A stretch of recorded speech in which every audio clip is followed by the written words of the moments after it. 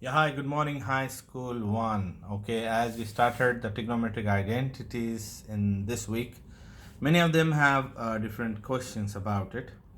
The trigonometric identities are nothing but the special relation between the two trigonometric ratios, which can help us to find one trigonometric ratio when the other is given. So the most common one are like sine square plus cosine square is 1 plus tan square is secant, 1 plus cot square is secant square. And how we are going to use it. As we know, if it is cosine given like 3 over 5, if you want to go basically with the old rule, we have to create a triangle, we have to understand which is adjacent, hypotenuse, find the third side by using Pythagoras, and then we can find the sine. So to not to do all this work, we can directly use the identity. See how we can use the identity. I am using the identity sine square plus cosine square equals to 1. Now I am looking for sine square. Cosine is given as 3 over 5, the whole square equals to 1. Now square both the terms is going to be 9 over 25 is 1. If the constant, so you will have sine square x is 1 minus 9 over 25.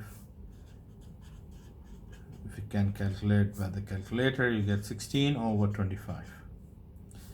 Now to get rid of the square, we do square roots on both the sides. So we get sine x is square root of 16 is 4 and square root of 25 is 5. That's it. So by using one trigonometric ratio, we can find another without going with our triangle and Pythagoras, directly by using the identities. Okay. And we also did on Tuesday about the sum and the difference. So sum and the difference is basically a rule we use to overcome some calculations and try to do the trigonometric functions without calculator. It's a non-calculator type. So I just want to remind you about this basic angles which we did manually. Okay, so 0, 30, 45, 60 and 90. These are the standard angle. Sine 0, sine 35, which we can find it without the calculator also. So we keep this angle in mind and then we use our sum and the difference rule.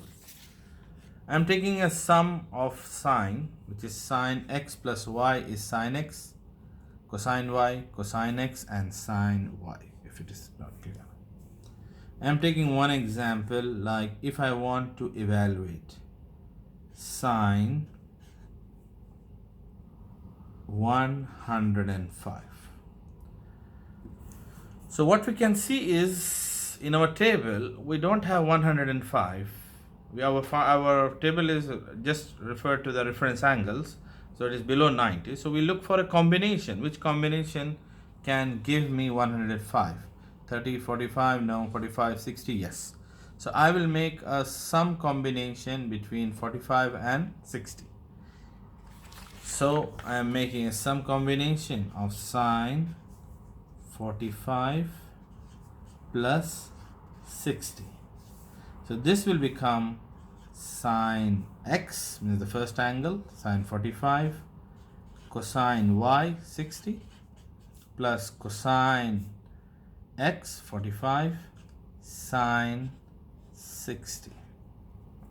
Okay, now we can go back to our standard table and drop the values of this. Sine 45 is root 2 over 2, cosine 60 is root 3 over, sorry, my bad, 1 by 2 plus cosine 45 root 2 over 2, sine 60 is root 3 over 2. The main question was to find the exact value. So in this exact value, we never want a decimal. So keep that in mind.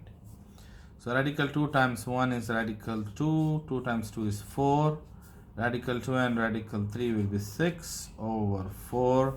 Denominators are same, numerators we can add it together.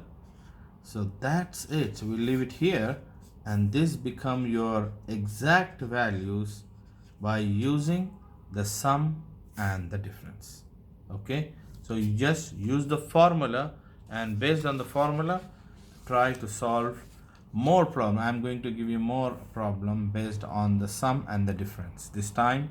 So keep in mind that your final solution should never be in decimal. It can be radical and it can be function, and most probably you will be using these 5 combinations: 0, 30, 45, 60 and 90.